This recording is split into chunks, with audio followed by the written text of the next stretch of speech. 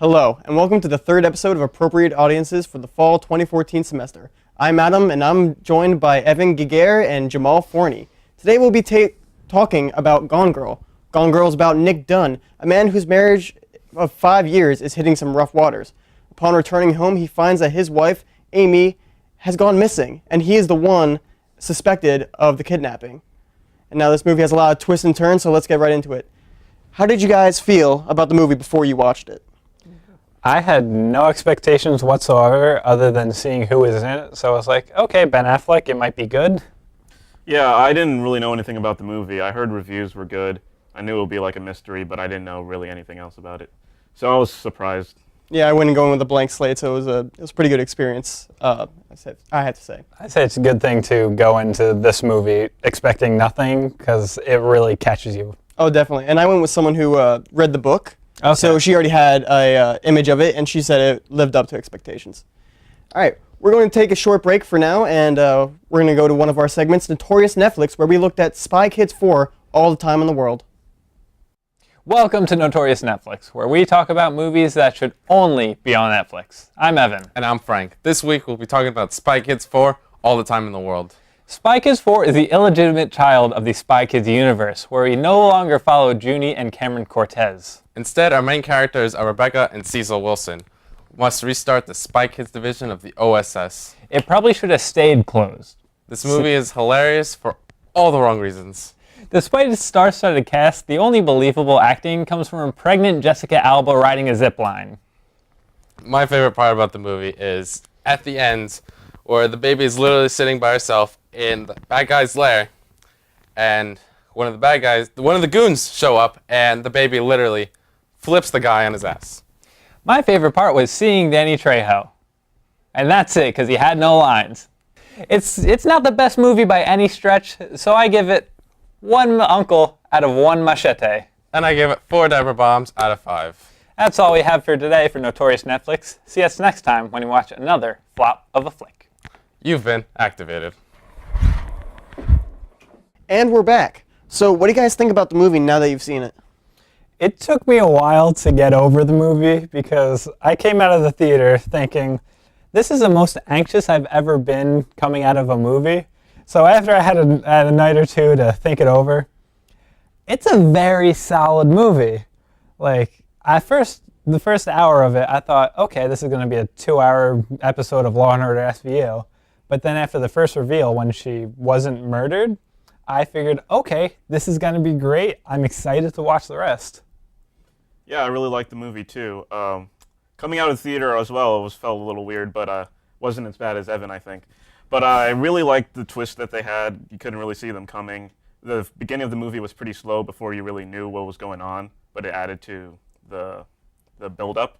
And I started predicting the beginning, but near the end, like, I had no idea what was going to happen next, and it just kept surprising me and surprising me. Yeah, there's a real progression of like slowing down, and then like towards the end, there's this real build-up of just action and what's going to happen next. Mm-hmm. It really does always leave you on the edge of your seat, even though you don't realize it until something big happens again. It's like they're building you up, and then, okay, that's a new thing. Building you up, okay, that's a new thing. Now, Gone Girl has a lot of surprising twists if you read the book. What were your feelings towards Ben Affleck and Rosamund Pike's performance? For the first half of the movie, I thought Rosamund Pike, she kind of overacted. But then once the events of the movie actually unfolded and you saw what she became, essentially a robot, I thought it fit her character very well. Yeah, I really liked the acting. I thought Rosamund Pike and Ben Affleck did really well. I really liked Ben Affleck's character. I thought he was relatable and like funny. And Rosamund Pike did really well of being a weirdo and slowly seeing like her true nature. Yeah, each actor had to kind of do 2 roles. There was the character in the story they played, and then, or at least the diary, and then there was the actual character who was in the story and their real personalities. Yeah, I didn't think about that. That's pretty cool. Yeah. And all the characters, they were acted so well that you just want to hate everyone except Nick's. Tyler Perry. Except Tyler Perry. I want to hate Tyler Perry for a different amount of reasons, but yeah. You want to hate everyone except Tyler Perry and Nick's sister Margot. Yeah, I looked her up on IMDb, and she really hasn't done too many popular stuff recently, but I thought she did a very good performance. Oh, she was probably my favorite character in the entire movie. All right, so Now we are going to switch gears for our segment, Trailer Trash with Colin Coyle. Hello, everybody, and welcome to a show we affectionately named Trailer Trash. I'm your host, Colin Coyle, and this is a mic. It's not cancerous. Today we'll be looking at the film Ouija, which is a horror film, so now we're going to take a look at the trailer.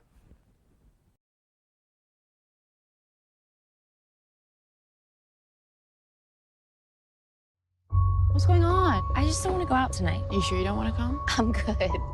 Go have fun.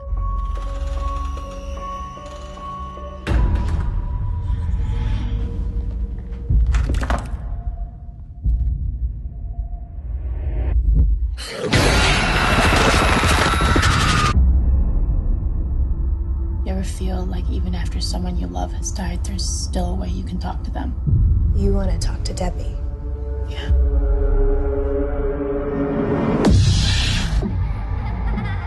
This is where Debbie died. I don't think this is a good idea. As friends we've gathered, hearts are true. Spirits near we call to you. If you can hear us, Debbie, I miss you.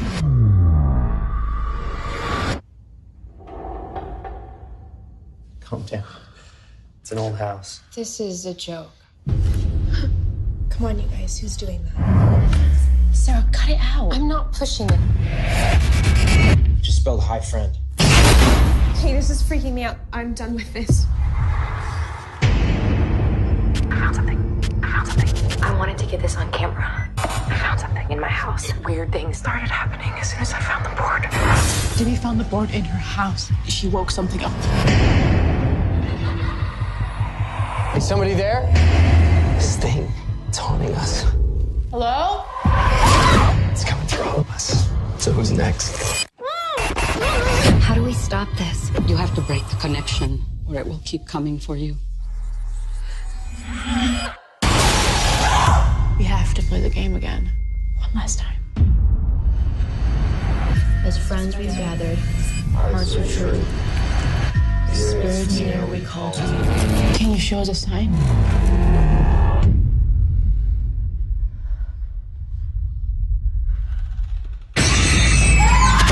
Did you kill Debbie? We're done! We're not playing anymore! It's not even real, okay? It's just a game.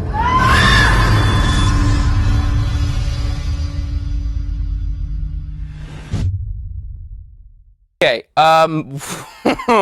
wow.